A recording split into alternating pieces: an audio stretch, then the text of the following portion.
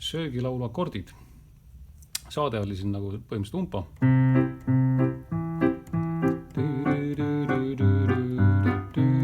Ja nii edasi. Selline meloodias, küll sa seda oskad noodist mängida. Aga nüüd sellest staatakordidest. Et algus on lihtne. C-tuur E-bassiga, nüüd tuli D7. Ja ma räägin sulle nüüd selle dominant septakordi jutu siia kohe juurde ära.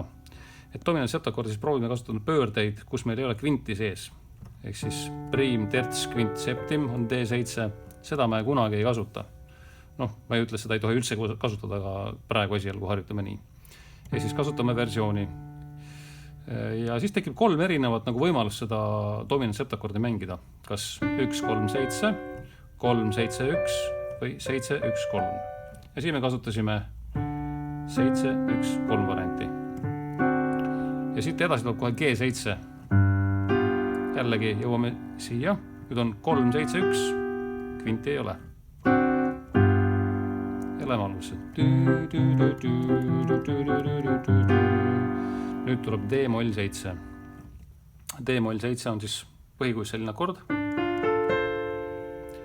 Aga kui me mängime seda koos bassiga, siis D-noot on meil vasakus käes, tähendab meil seda pole vaja.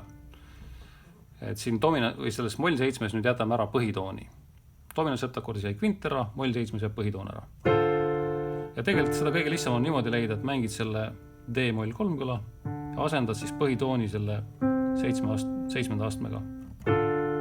Põhimõtteliselt kui siit, siis asendame nii. See on üks võimalus seda üles leida. Ehk siis D-moll 7 ja nüüd edasi liigume G7-sse jälle. Ja see oli meil samasugune, nagu meil varemgi oli. Nüüd tuleb E7. Mängime seda samamoodi, nagu varem oli D7. 7, 1, 3. Ja A-moll 7 mängime praegu isegi täitsa tavalises A-molliks.